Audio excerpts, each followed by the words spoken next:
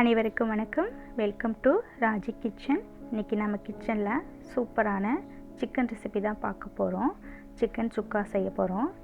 இது ரொம்ப ஈஸியாக செஞ்சிடலாம், அதே சமயத்தில் ரொம்ப டேஸ்டியாகவும் இருக்கும்.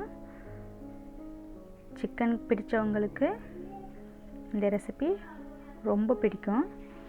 சிக்கன் குழம்பை விட சிக்கன் சுக்கா ரொம்ப டேஸ்டியாகவும் இருக்கும். வாங்க எப்படி செய்யலான்னு பார்க்கலாம். இப்போ நான் ஒரு கடாயில் ஒரு 3 டேபிள் ஸ்பூன் அளவுக்கு எண்ணெய் ஊற்றிருக்கேன். எண்ணெய் ஊற்றிட்டு மீடியம் சைஸ் வெங்காயம் ஒரு 6 வெங்காயம் போல் கட் பண்ணி வச்சுருக்கேன். இதை நல்லா நம்ம பொன்னிறமாக வறுத்து எடுத்துக்கணும். பெரிய வெங்காயமாக இருந்துச்சுன்னா நீங்கள் ஒரு 2 வெங்காயம் எடுத்துக்கலாம். ஸோ இது கொஞ்சம் சின்ன சின்னதாக இருந்ததுனால நான் இவ்வளோ எடுத்திருக்கேன். இதை எடுத்துகிட்டு மீடியம் ஃப்ளேம்லேயே வச்சுட்டு நல்லா பொன்னிறமாக வறுத்துக்கலாம். வறுத்துட்டு இதை நம்ம தனியாக எடுத்துக்கலாம். இந்த அளவுக்கு வந்தால் போதும், கலர் மாறினா போதும். ஸோ நம்ம தனியாக எடுத்துக்கலாம். இப்போ நான் 1/4 கிலோ அளவுக்கு சிக்கன் எடுத்திருக்கேன். இதை நல்லா க்ளீன் பண்ணிவிட்டு மஞ்சத்தூள் போட்டு நல்லா வாஷ் பண்ணி எடுத்திருக்கேன்.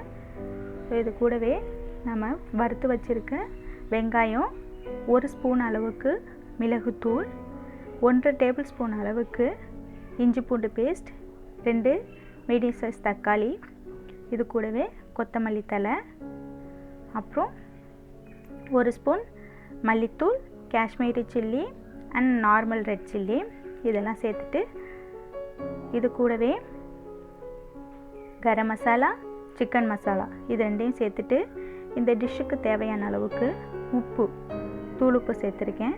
சேர்த்துட்டு நல்லா மிக்ஸ் பண்ணிக்கலாம். தேவையான அளவுக்கு சேர்த்துக்கலாம். இது போல் நல்லா மிக்ஸ் பண்ணிக்கணும். ஸோ புதுசாக சமைக்கிறவங்களா இருந்துச்சுன்னா இது மிக்ஸ் பண்ணும்போது நல்லா ரொம்ப ஹார்டாக மிக்ஸ் பண்ணிடாதீங்க. எலும்பு எதுவும் இருந்துச்சுன்னா கையில் குத்தும். ஸோ நம்ம ஸ்மூத்தாகவே லைட்டாக மிக்ஸ் பண்ணி கொடுத்துக்கலாம். அதே சமயம் மசாலாவும் எல்லா இடத்துலையும் மிக்ஸ் ஆகணும். அது போல் நல்லா மிக்ஸ் பண்ணிக்கலாம்.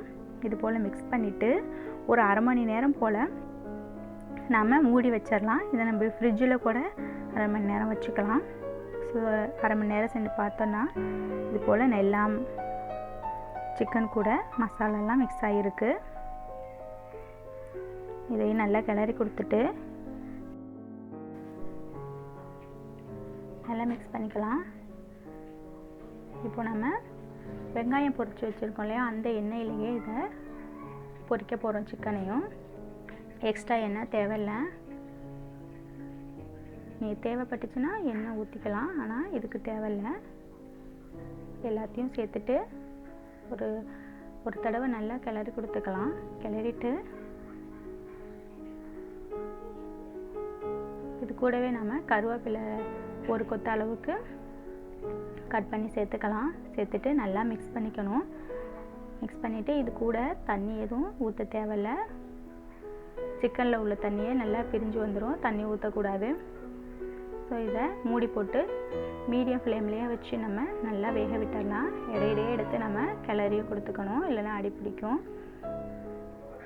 பாருங்கள், எண்ணெயெல்லாம் பிரிஞ்சு வந்துருச்சு, தண்ணியும் விட்டுருக்கு பாருங்கள்.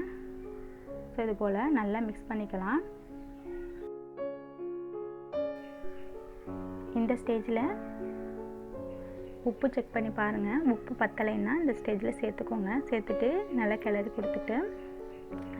கொடுத்துட்டே இருந்தோம்னா அந்த தண்ணியெல்லாம் ட்ரை ஆகி வரும். சிக்கனில் உள்ள தண்ணியெல்லாம் ட்ரை ஆகி வரும். அந்த அளவுக்கு நாம் நல்லா மிக்ஸ் பண்ணிக்கலாம். இந்த பாருங்கள், இப்போ நம்ம கிரண்டினாலேயே உடச்சி பார்த்தோம்னா தனியாக பேந்து வருது பாருங்கள். சிக்கன் நல்லா வெந்துருச்சு. இப்போ பாருங்கள், சூப்பராக வெந்துருச்சு. இப்போ நம்ம ஹை ஃப்ளேமில் மாற்றிட்டு நல்லா 2-3 தடவை நல்லா மிக்ஸ் பண்ணிட்டோம்னா நல்லா ட்ரை ஆகிடும். இங்கே பாருங்கள், சூப்பராக வெந்திருக்கு. செம்ம டேஸ்ட்டாக இருக்கும். ஸோ நீங்களே ட்ரை பண்ணி பாருங்கள். இந்த வீடியோ பிடிச்சிருந்தா லைக் பண்ணி, ஷேர் பண்ணி, கமெண்ட் பண்ணுங்கள். மறக்காமல் சேனலை சப்ஸ்கிரைப் பண்ணிவிடுங்க. தேங்க்ஸ் ஃபார் வாட்சிங்.